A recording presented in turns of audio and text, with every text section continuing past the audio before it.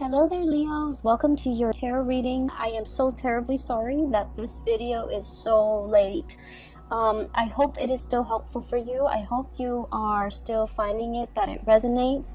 And whatever you're dealing with for this month, I hope that this provides a little bit of guidance for you. So I actually had two messages that came out for you. So I'm going to talk about them in succession, okay? So first of all, when I was shuffling out the spread, it took me a really long time to form like an image, and then once that image came out, the cards started coming out. So what I saw was very distinctly, there is a man, he's driving down like a very hilly road, okay? It's a 2-lane street, and there are a lot of hills, so he's going up the hill, and he's in this really small, white, compact car.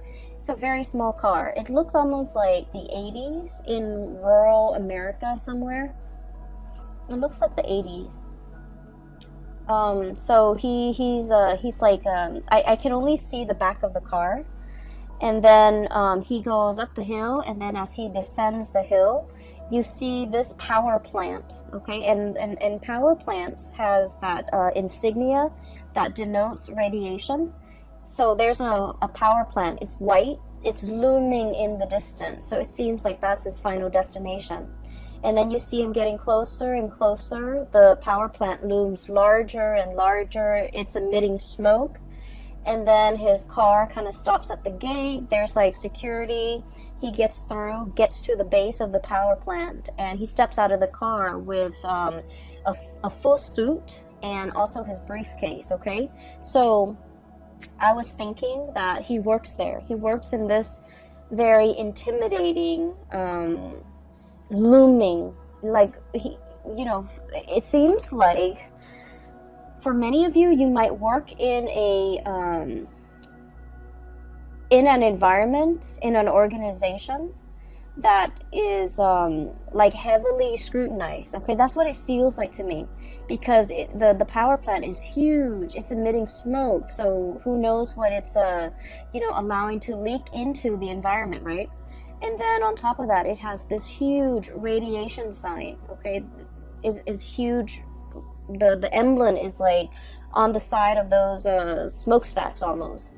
So I feel that for many of you, for whatever reason, there's a lot of commotion around the work that you're doing. Either the company, the organization is facing a lot of scrutiny from the press, from the public, from the neighbors even that surround that physical structure. And so I do feel like, I feel that a lot of you guys identify very strongly with the work that you do. You want work that is meaningful. You want work where your skills and your talents can be on full display. And especially for many of you, you might be like the voice, the face, the model, the mascot for whatever it is that you're working at. You might be a sales rep, for example, for a company that you work at. So you're kind of like the face of the product, okay? You could be very visible in the limelight, especially for many of you. A lot of Leos are politicians, okay? And so I do feel there's a lot of like, you're kind of like in an environment that might be facing a lot of scrutiny, and you're doing the damage control. You might be the PR person that everyone reaches out, and you might have to deflect questions, you might have to create your own red herring in order to distract people from something. From something. You might be hired to take on a position so that you can do damage control. You might be hired on by a firm in order for them to fix something that they've made a mistake on. Now, we are moving away from that November time frame, and November time frame was problematic, especially for a lot of work environment, and especially for when it comes to their public image, because we had a very profound Mercury retrograde period where a lot of deeply buried things are coming to light, okay, or were coming to light. It was in the sign of Scorpio, And so I felt like a lot of things that people kind of sweep under the rug, a lot of deep, dark held secrets, especially as it pertains to companies, organizations, and work environment and things like that. Things that people in power were trying to hide from the public, or truths that they were trying to distort, or you know, just things that they shove away when no one is looking. I feel that all of that might have come to light recently, and as a result of it, you're kind of called in to do some damage control. Okay, so that's what I was feeling. I just feel like the work environment that you're in is facing a lot of scrutiny. The people you might work with, they might have their own personal issues that's facing a lot of scrutiny. Okay, and they're faced with a lot of scrutiny. And I am sensing a lot of people will come to you for the month of December, asking for advice, like, should I do this, should I do that, because they're really concerned about their public image. And you know, it doesn't mean that they're superficial or vain or shallow. I just feel like there's something going on here where somebody's job might be at stake, and you're kind of called in to either provide some guidance, provide some legal advice, expert advice even, how to de-escalate tension, how to de-escalate a potentially volatile situation, how to, you know, do all of those things. Okay. I also feel like, you know, you're good at your job. You're paid very well. For many of you, you're paid very well for the work that you're doing. But behind it, I feel that, you know, it's a job. So you try to do what you're told. So for example, you work with you're hired on as a contractor to do some damage control for a company, and you might not like that company very much. And so, you know, even if you don't agree with it, agree with the things they're trying to hide, the things that they're trying to sweep under the rug, you're hired to do this job. And so you will do it to the best of your capabilities. So I don't see any moral, ethical conflicts here. I just feel almost as if there's a lot of fires to put out. Okay? So going back to that image, there's a second part. So, you know, he steps out, and he's in a suit, really nice suit, in this mini car, but he's in a suit, and he holds a briefcase. And so, you know, my initial thought was, oh, he works here, he's an employee. But then I see him like with in that briefcase. It's not like papers or laptop or things like that. I guess in the 80s they didn't have laptops. It's not like papers. It's a science kit. Okay, so he has like those what are those, the droppers, where you take a little bit of a water sample and you put it into a slide, things like that. He has a dropper, he has machines to test the radiation level, and so he opens it up, puts it on top of the front of the car, the hood of the car, and then he starts to go around the area, the power plant. He starts inspecting. So that's when I was like, oh, he's an inspector. So he's not called out to do some damage control, even though that message applies to some of you. Okay? But on the other hand, you might be also called in to inspect, to appraise, to make a final determination on something, to see whether or not it's sound, whether or not it's safe, whether or not it meets the regulation and the standards. And I feel like for many of you, and this could be, you know, just literally just one person I'm speaking to, but I feel like there was something that was unearthed. All of a sudden, it just came to light, and, you know, you're called in to do to make the final determination, to inspect, to appraise, to look at it. And he does his thing. Okay, he walks around multiple times collecting multiple samples, and then at the end of it, what I saw at the end of that picture of that scene was he puts in he takes like a poster from his car. Okay, and then you see him get back into the car. He drives away. The security gates closes behind him. He stops the car, gets back out, and he puts this giant poster with the radiation, the hazardous sign on it, hazardous, sign on it, and it says like not, deemed unsafe. Okay, that's what it says, deemed unsafe. And so I feel that there's a situation around you where you guys are in a very important position to protect people from. Okay, you're bringing something to light so that people can be made aware, so that people can, you know, knowledge is power, right? But I feel like there might be something that is unsafe, that is unfit, and you're drawing attention to it. You're calling it for what it is, okay?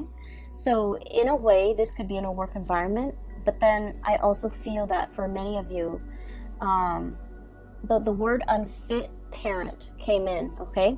So you might be, for example, a social worker, where you're inspecting homes, the home environment. Is this a safe place for children to be in? You might be inspecting like a retirement home where they take care of elderly people.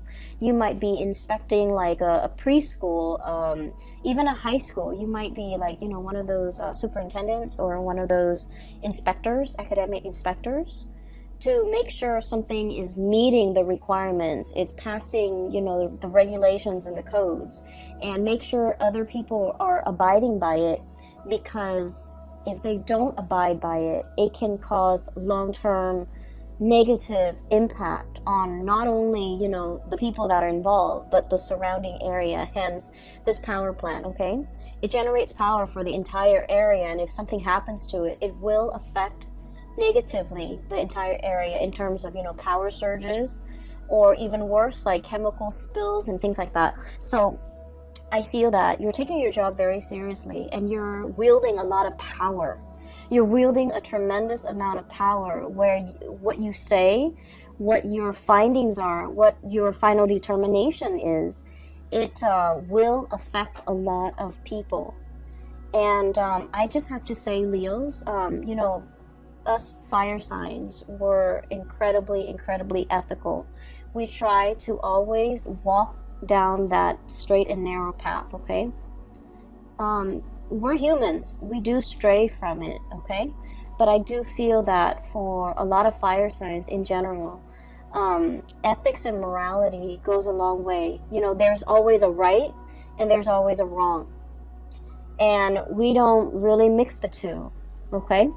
Water signs always know there's a right and a wrong, but they make justifications based on their emotional attachment to a specific outcome. Air signs can rationalize. They rationalize, well, it's wrong in this context, but it could also be right in that context. I feel like for a lot of fire signs, there's a right and there's a wrong, and no matter what the circumstance, you know, the circumstance doesn't justify whether or not something is right or wrong. Those things are not malleable. And so I feel that you are wielding a tremendous amount of power here, and you're doing the right thing, because you understand that by, I guess, succumbing to, you know, pressure, or by not listening to your own sense of morality, it affects a lot of people around you, a lot of people that might not even be family members, that you might not even know them, you know, personally, but it affects their families, it affects their livelihoods, it affects their health. And so you're doing everything that you can to make your final determination on something, possibly to close something down, to shut something down that's not healthy, or to, you know, or to like find justice in a situation, okay? I see a lot of people here where you might be looking at, you know, the way somebody is raising a child, the way somebody is taking care of another person, and you're disagreeing with the way in which they do things. And for some of you, you know, it is the holiday season. We're going to be dealing with a lot of family members, so I do feel some of these issues are coming up in the family unit. You know, it's like, you should have done this as a mother, you should have done that as a father, you shouldn't treat your parents like this. You know, all of those discussions, I feel it's coming into the picture, and I keep seeing like unfit. Somebody's unfit to do something. Somebody is unfit to take care of themselves, or they're not mentally there, and they have somebody else who's managing their estate, or who's like a power of attorney, and that person is unfit because they're taking advantage of the person who's not able to take care of themselves. So I feel like all of these ethical, moral debates are coming into the picture, and I do see you discussing all of these things with family members in a very passionate manner. I don't see it being like an argument where we're arguing and screaming and slicing each other left and right. I don't see that. I just feel heavy discussions over somebody's qualifications, over somebody's capabilities, over, whether or not something is fit, or whether or not the situation needs to be shut down and closed off. Okay, so that's what I'm seeing. And we're 16 minutes into the reading. I just wanted to get that out of the way, okay, because I felt like it's much calmer now. I feel a lot calmer. The power plants, the looming sign, that radiation sign is so strong. Like it was so big, it was so visible, and I feel that that message needed to be conveyed, because I feel like there's a potentially toxic, hazardous situation, and it needs to be called out. It needs to be labeled for what it is, so that people know to avoid it, and it needs to be shut down. Okay, so that's just the bottom line. On the other hand, on a lighter note, okay, I do see two people here. So let me talk about these two people. I feel like that was the work situation. So let me talk about these two people here. I have one person who is they're very much still interested in you, but I feel that you're turning your back on them, and you're turning away from them, and you're finding love and inspiration and passion and reciprocity elsewhere. Okay, I feel that you are upset and frustrated with this person, and this person is showing up here as the Knight of Cups. Okay, it seems almost like he's got a blob. It's like a paper bag over his head. Okay, that's what it feels like, doesn't it? So I feel that you are frustrated with this person. I feel that they do a lot of things that frustrate you. I also feel like they're overly affectionate and possibly a little bit needy. And I also feel that they're looking for you, wondering what you're up to, thinking about you, possibly even, trying to reach out to you. And I feel that you respond when you want to, but this person is no longer kind of like your top priority. I feel like once upon a time, the love between the two of you might have been very hot and heavy, okay? Because I do see an energy of like opposites attract. There might be a huge age difference. There might be like a cultural difference. There might also be like, it might be like an interracial coupling type of a thing. But I feel like there's a certain degree of,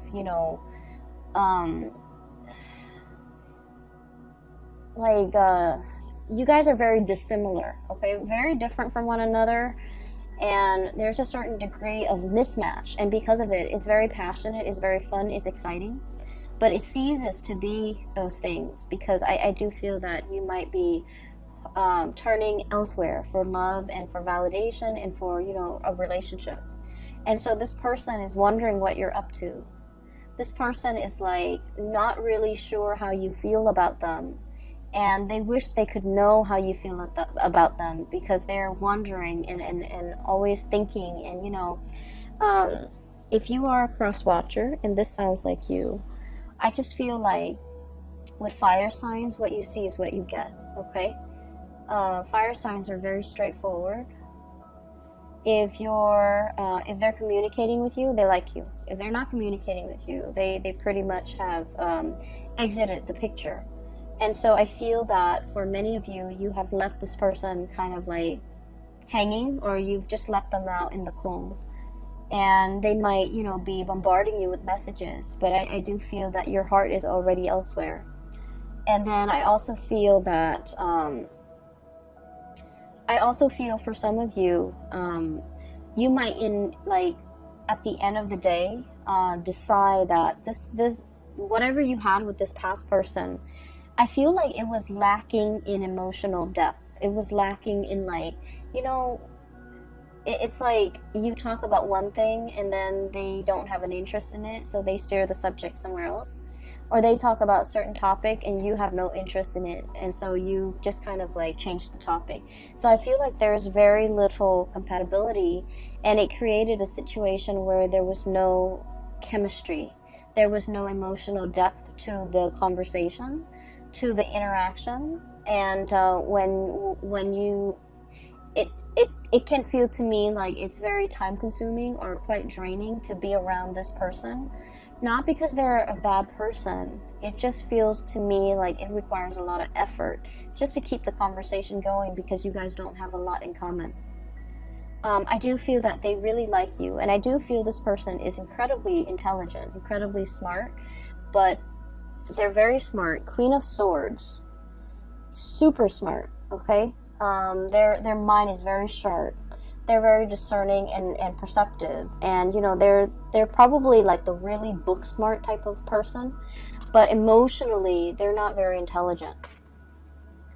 And emotional intelligence basically means that we know how to read body language. We know that when somebody is like doesn't want to talk to us, and so we end the conversation. You know how sometimes you have like coworkers who you're super busy, you're at your desk working, right?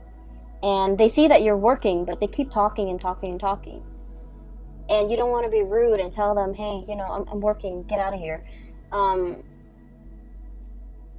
That's what I mean by emotional intelligence. Being able to read nonverbal communication, being able to pick up on, you know, people's state of being, being able to, being aware of your surrounding, looking at people and being able to read facial expressions to know if they're sad, to know if they want to be approached, to know when they want to be left alone. Emotional intelligence. So I feel like somebody here is very incredibly intelligent, but they might lack the emotional intelligence, okay? And so I feel almost like, you know, you could have a bad day and you want to talk to them about your bad day, and they, you know, you look distressed, right? And they should know that. And then rather than letting you vent, letting you talk, they steer the topic away from something that is not even remotely important. And so I feel that it frustrates you, and it hurts you too, to feel that you're not validated, okay? To feel that they're not acknowledging that you've had a bad day. They're not acknowledging your distress. They're not picking up on these cues. And you're wondering, you know, if they care about me, they should be more attentive. They should be more considerate. But I just feel that they're lacking in the ability. It's not the ability to sympathize or empathize. If they're aware, then they would know. They're just lacking in the ability to pick up cues. Hence, this person, it's almost like they've got that plastic bag or the paper bag over their head. They're walking around, you know, not a bad person at all, but they're lacking in being able to know their environment, being able to sense their environment, being able to navigate their environment successfully in an emotional way, okay? So this is somebody that is that doesn't form emotional attachments, and so they're kind of you know, their friendship circle might be very, very small. It might also be quite superficial. They don't have depth to their relationships with other people, and I feel that you're understanding that. I do see you turning away. We have here the Knight of Cups and the Ace of Wands. This pangolin, I guess, with the swan, is turning away, walking away, moving away from a situation. mainly because I do feel that you need more validation. You need that sense of reciprocity. You need somebody who is a lot more considerate, okay? Like in your eyes, you feel this person is very inconsiderate, but I do sense that you want somebody who's a lot more emotionally available. And so enters this person, and this is the second person here. We have here the Queen of Cups. And I'm not reading the suit as a person anymore, because we have a lot of cross watchers. We have a lot of people with different planetary aspects. And, you know, astrology is very complicated. It's the sun sign, the moon sign, the rising sign. That's like scratching the surface. That's like 3% of what astrology entails, okay?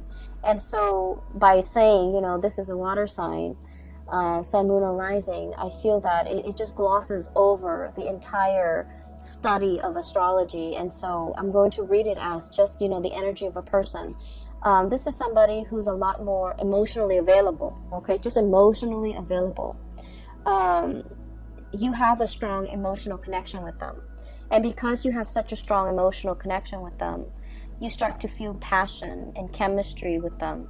You start to feel, and I do feel like this person is quite attractive, very beautiful, very attractive.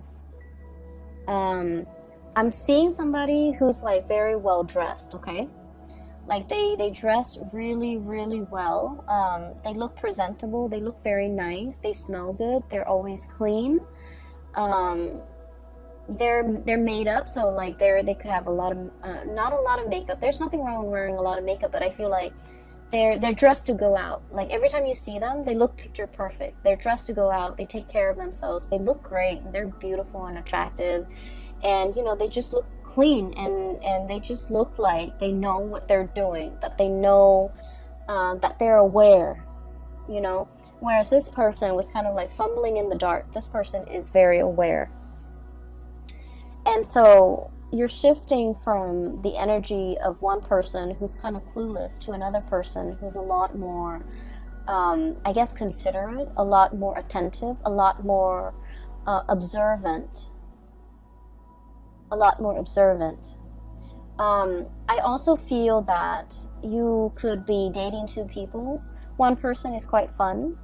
The other person, there's a very strong emotional connection. There's strong attraction, but they might be a little bit more on the selfish or the possessive side, okay? So one person might be a little bit more possessive. Like, I didn't mean to say selfish. I meant to say jealous, but selfish came out, so maybe. So selfish, or like they're a little bit more wrapped up in what they want, in their emotions, in what they want, in what they want to hold on to. And I feel like the emotions are very, very intense, okay? This is somebody that, you know, you've dated them for a really short time, and they talk about love. And it's not like they're just blurting it out. I feel that they feel emotions very strongly, and so they want to express themselves. And they're just very honest, very open with how they feel, and they know how they feel at all times. Whereas this person was not like that. They held back. They didn't communicate emotionally. And so this is a breath of fresh air for you. I would urge you, the passion is really strong here, Ace of Wands. I would urge you to slow down. You're kind of like going from one extreme to the other. That's what it feels like to me. And so I would urge you to slow down, because I feel like this person over here, there's a lot of passion, there's a lot of chemistry. You guys are a very good match. But they might be in a position where, you know, they're thinking about like, let's put a ring on it. Let's get married. Let's start a family. And it's like 3 weeks into the relationship, and they're already planning these things. And so I do feel possessiveness. I do see a sense of jealousy with this person. It's someone who's fiercely loyal, but they're also fiercely protective of the things and the people that they love, okay? She's like gripping and holding on to this lobster. And then I also feel like the realization here with this Judgment card is you're a little bit taken aback by the intensity of this person. When you were dating this person, you wanted intensity, you wanted passion, you wanted intensity, and then so this relationship was lacking in that, so you might have moved away from it, and now you're meeting exactly the person that you were hoping for, intensity, passion, and then you realize that the intensity is too much. So you're kind of like stuck in this loop, okay? And that's what I mean by you're moving away from one extreme and landing yourself in the other end of the spectrum. And so if you're still dating this person, I almost feel like, you know, it's that hazardous sign. It's that hazardous sign where it's telling you to caution. It doesn't mean they're bad people. It just means, you know, you have to think about, why is this person so possessive? Why is this person so jealous? Why is it 3 weeks into this relationship and they're already talking about marriage, talking about children, talking about, you know, moving in together, getting a house, getting engaged? So mull these things over, mull over these decisions, because with the Ace of Wands, it denotes to me impulsiveness as well. And so we want to make sure we are on the same page before we can make these, you know, major decisions, okay? Especially if we have children in the picture as well. So I feel like something is starting off really, really fast. It's great. It's passionate. And I feel that this person really likes you. And they might feel that you are the one. And then I also feel you have that ex coming back into the picture, and I feel like they're totally opposite people on, like, at first glance, or from what you remember or from what you know about these two people. They're totally different people, but in its essence, I feel one person is a lot more expressive, the other one was very non-expressive. But at the heart of the matter, their energies are very similar, okay? They might have issues when it comes to emotional expression. One is too much, one is too little. Try to find that balance, okay? You might be that middle ground for them, for both of them. You might be that anchor point, and that's where they gravitate towards you. So just be careful that you have to moderate a relationship. Just be careful that you have to be the one where the other person leans on, because that can create, you know, codependency. So, you know, you want to be careful of that, okay? The second image that I saw for you was, I see this dark corridor. It looks almost like a hospital or like a school. It has a lot of different rooms, and it seems very clean and kind of sterile. And it's dark. It's, I can see a little bit, like I would say 30-40% visibility. It's dark out, the hallway is very dark, and I see this man kind of walking down this corridor, and he can't really see, he can't really see, right? It's dark. So he's holding out his hands, he's walking slowly, he's holding out his hands, trying to feel, you know, for where the walls are, what's in front of him, so that he doesn't trip and fall. So he's walking, and it makes me feel really uncomfortable. I'm looking at him walk down this hall, but I feel the discomfort because, you know, when we're in that kind of an environment where we don't know what's underneath us, where we don't know what's 10 feet in front of us, it can feel very unnerving, and it can also feel just really uncomfortable, vulnerable and exposed and uncomfortable. Okay, those are like the messages that came through, especially like vulnerable. And so I do sense heavily that you're in a environment where something is very new, and it makes you feel a little bit vulnerable and a little bit exposed and a little bit uncomfortable as well. Do I take off running? You know, do I just run to the end of the hall and hope that everything will be okay? And you know, what use is it if I'm meant to get hurt? Do I just get an early start and just run and make it fast and swift? Or do I slowly put myself through this agonizing discomfort fear, feeling around for what's in front of me, feeling around for what's around me, and prolonging the discomfort, right? So I feel like those are the thoughts going through this man's head as he heads down this hallway. From what I can see, the hallway is clear. There are no chairs just thrown about. There's nothing that can really hurt him. It's a sterile environment.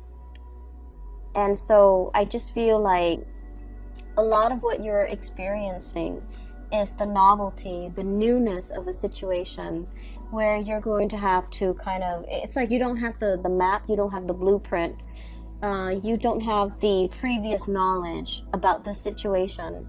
And so you're kind of like thrown in and, you know, forced to figure things out. For some of you, you might be dating somebody who might have children, and you're doing this for the very first time. And you're just like, I don't know how this is going to play out, but, you know, I'll do it little by little. You might be like in a relationship, and you're meeting somebody's parents for the first time. And you're just like, I don't know, it's going to be, you know, a little bit strange, uncomfortable, awkward even. But let me just jump in and then feel things out. And then for others, you might be taking somebody, excuse me, you might be dating somebody who is ethnically, culturally, very different from you, religiously very different from you. And, you know, you've always had like preconceived notions in the back of your mind. It's going to be like this, or they're like this, you know, so-and-so is like this race, this religion is like this culture is like this. And so you're kind of like nervous about like how to bridge that cultural divide, how to bridge that divide in general with a significant other or somebody that you're dating. And I do feel what's coming through is relationships that are very new, like a budding romance where there's still a lot of chemistry, a lot of getting to know each other, a lot of like, you know, showing your best selves to each other because the relationship is still very new. And new love is always, you know, really sweet, but it comes with it that sense of butterflies in your stomach because you don't know everything about the other person, and you're still trying to figure things out, and you're still learning about each other, and it makes it really exciting. So I feel like this spread is all about that you know, that it's like a fizzy, almost like champagne, sparkling water. It's like that, the fizziness, the fuzziness, the butterflies in your stomach that comes with the territory, that comes with a new job. It comes with a new relationship. It comes with like a situation where you're thrown into an environment that is very brand new to you. You don't have a map. You don't have guidelines. You don't have like a manual for how to do things. All you can do is dig through, you know, your lab kit and, you know, take a little bit of sample here, take a little bit of sample there, take samples, test the parameters, and then reach your conclusion. So I feel like you're in a very good environment to I don't feel like it's experimentation, but I feel like it's like testing the waters, okay? Testing the waters, navigating this environment so that you can make the final determination, like, you know, is this worth my time? Is this going to work out for me? Is this what I thought it would be? And I feel that you are very pleasantly surprised that what you thought was one way was another. What you thought this person was going to be turns out to be another. Okay, that can be good or that can be bad, but I do feel this sense of like, you know, this fizziness coming through where you're experiencing the joys of the anticipation, the excitement, and the trepidation, all of it. And I feel like it's all surrounding a new situation that you're navigating, and especially a new relationship, okay? I've talked enough about that. So I have the Ace of Wands here, and this is what I saw earlier as you have the stick of power in your hand to change a lot of lives and to make things better for other people. I also feel we have the World. A cycle is closing up with another person, with one person, and something new is coming into the picture with this World card. And then we also have as well the Hierophant and the Seven of Cups, okay?